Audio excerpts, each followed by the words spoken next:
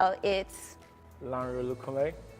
and we're going to go ahead and dive into some audience questions that people have been sending in as of recently to ask PT. So, you ready?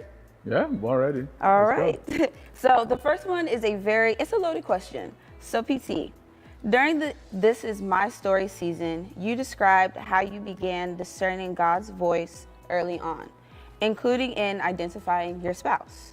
Could you elaborate on the practices that helps you cultivate and deepen your relationship with the Holy Spirit? The, the issue of me hearing God as regards the choice of a wife, up to today, to me, is still strange. Because I think I became a Christian like 2 months before. Do you understand? And I'd never had anybody, teach on how to hear God, or this is how God speaks. But that day was special because I had what I've never had before, and I knew that this must be God telling me. Because how do you see a lady just coming out of bed and shows up and something says in you, that's your wife? You understand? And there is no other proof than to say that this was 38 years ago, and we're still here. Do you understand? Now, on deepening my relationship with the Holy Spirit, I've always been very serious at anything I do. There's nothing that I do that I don't put my mind in it. When it came to walking with God, I knew how to put my mind to it. Even though I didn't set out to become a pastor, but there was a longing in me that I wanted to serve God, and didn't really matter, the position or where, And because of that longing, I kept on searching out for more, like, either read the Bible or meditating, or just trying to talk to God one-on-one, And I've realized over the time, God has, exposed himself or shown himself more to me, than anything else. And it's been great. Yeah. So I want to piggyback off what you said initially about hearing even at 2 months. There's a question here that says, at the time, did the accuracy at which you were led by the Holy Spirit cause concern amongst those around you? Because I just bet that people around would be like, oh my goodness, like, didn't he just give his life? Like, how is he able to just discern?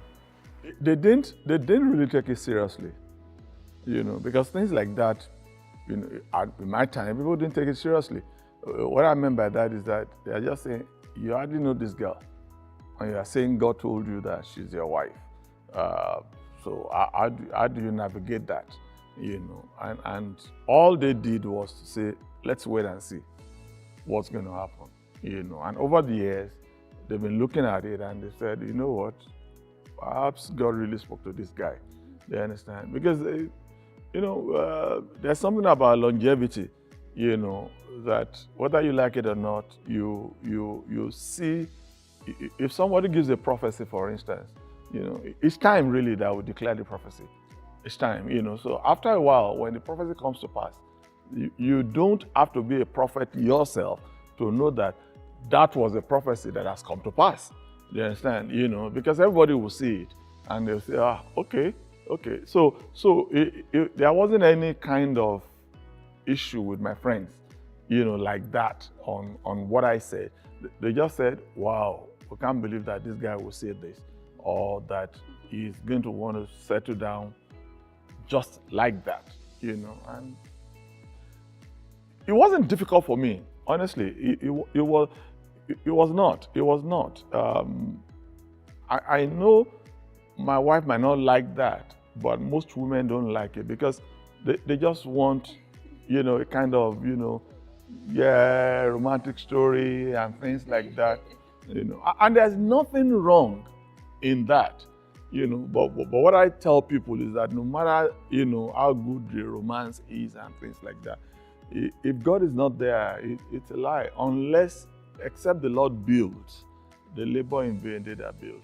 It doesn't mean that people are not building, but it says that they labor in vain. So why would I want to labor in vain when I can allow God, to build for me? Do you understand? So. Love that, love that. So, as the series, continues, we talked about, your childhood, how it was like growing up. So, how did you overcome the pain of your childhood and reach a point where you could forgive both your principal and your father? These situations are substantial betrayals that many, including myself, continue to struggle with. With the issue of the principal, when I left his house I'm trying to see when I left his house. I think I left his house in 1970. I never met him again. Do you understand? When people hurt you, what hurts you most at times or makes it more difficult for you to forgive is because you are constantly seeing them. Do you understand? And when you see them, the hurt comes back again. Do you understand? I never saw him again. That's one. Then number two, when I look at my life and I look at the summary of it, I could see that God has helped me. So the question I'm asking myself, what am I fighting for? Do you understand? That's the question I ask myself. What am I fighting for? And really, there's nothing to fight for, or there's nothing not to forgive or forget for, because God has repaid you times over. And when you look at Joseph's story, all his brothers thought he was going to get back to them when they met him in Egypt. But the guy said that what they meant for evil, God turned it around for his own good. So without him going through all that, being sold into slavery, into Potiphar's house, and going to prison, he would not have ended up as the prime minister. You understand? So there are times evil or bad is done against us, and we want to hold on to it. But with my own experience, every evil or bad that has been done against me has helped me to get closer to my destiny. So I can only look back and say, you know what, it's okay. Let's move on. I'm better off for it. And the good thing, let me say this, is that if the people are still alive and they see what has happened to you, that's enough for them. That's true. So there's a question here, and it says, reflecting on your relationship with your father now, given your deeper walk with Christ, do you believe that you manage that relationship appropriately? What actionable steps can others take towards reconciliation with parents who may have caused profound hurt during childhood or even in their adulthood? Number one, the person asking the question is assuming that my dad is alive. My dad died in 2007. That's 18 years ago. That's a long time. That's one. But before he died also, I tried to have a discussion with him, but it wasn't getting anywhere. And at that time, his health had deteriorated and it wasn't well coordinated. Do you understand? So I didn't believe that even if I went deeper into the discussion, he would have appreciated it. Do you understand? So I just said, you know what, it doesn't matter, let me just leave it. Let me just leave it. But one thing that cannot be taken away, which I also said, earlier, is that while he was alive, he saw my life, as it were, change in his eyes.